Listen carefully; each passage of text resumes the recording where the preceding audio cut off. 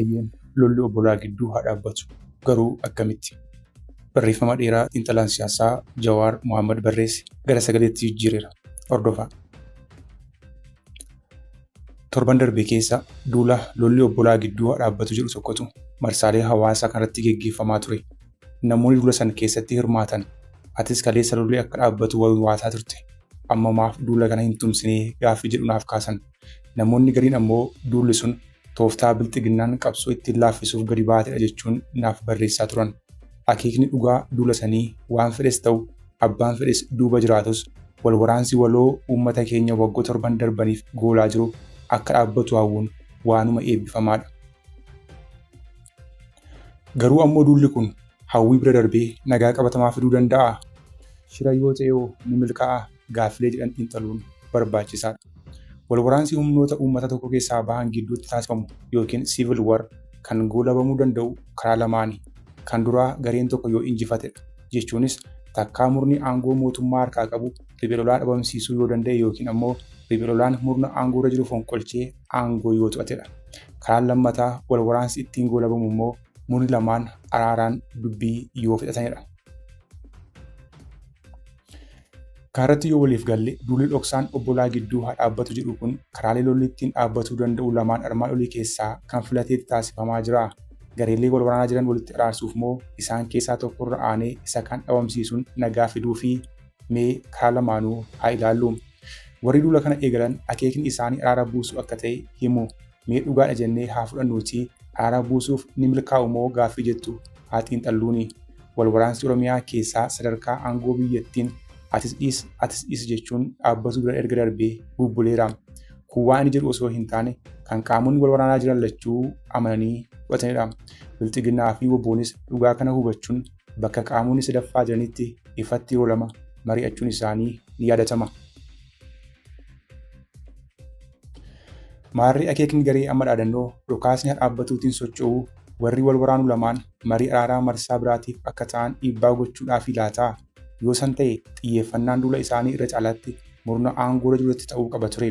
Sababnis waliigaltee qaama sadaffaa waliin taasise diiguun hooggansi WBO biyyatti akka hin deebine ugguruu yaaluun carraa marii mara sadaffaa kan dhiphise bilxiginnaadha.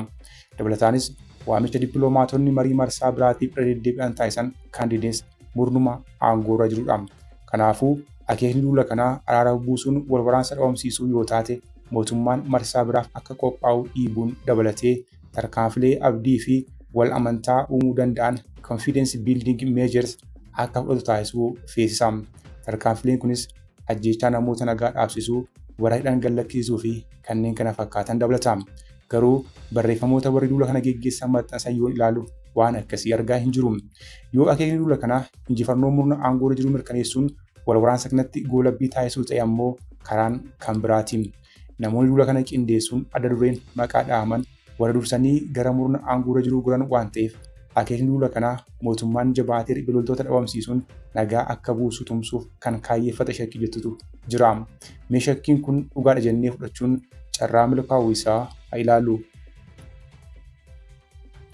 Murni aangoo irra jiru tokko riphee lolaa dhabamsiisuuf waan lama gurguddoo gonfachuu isa barbaachisa. Kan duraa dirree lolaatti olaantummaa guddaa horachuu danda'udha.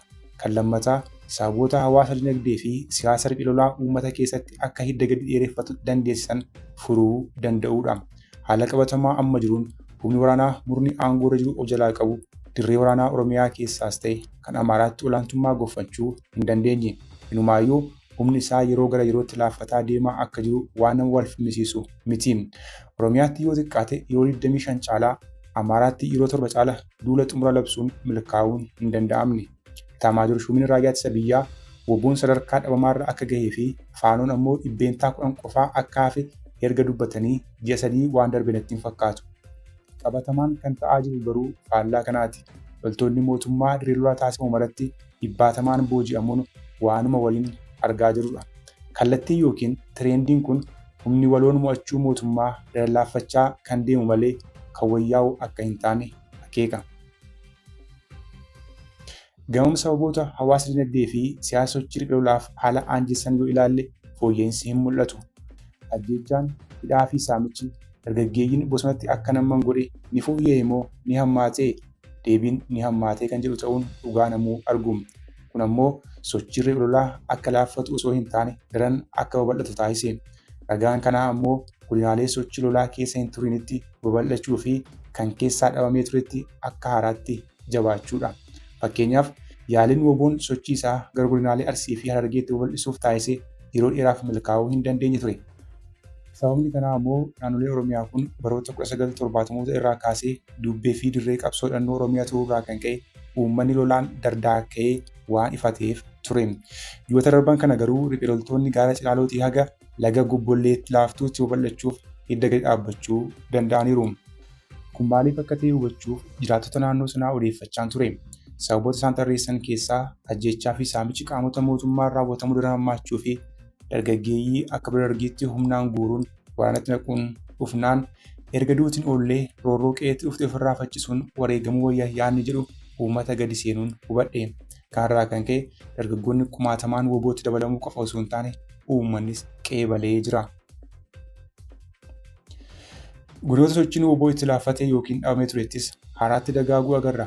Fakkeenyaaf gaafa jaalsanyiin faan gara mootummaa galan booda aanaalee Shawaa Lixaa hedduu keessatti sochii riphee lolaa sadarkaa dhabamuu gahee ture. Garuu ji'oota muraasa keessatti deebi'ee biqiluun yeroo ammaa humni mootummaa gadi dhiisee bahuuf dirqamaa jira. Kanas maaliif jedhee odeeffachaan ture. WBO'n bahee lolli dhabamnaan uummanni hamma tokko gaaga'ama lola waggoota isa guulaa ture haara galfatee ture. Garuu ammoo haara galfiin sun hedduu hin turre.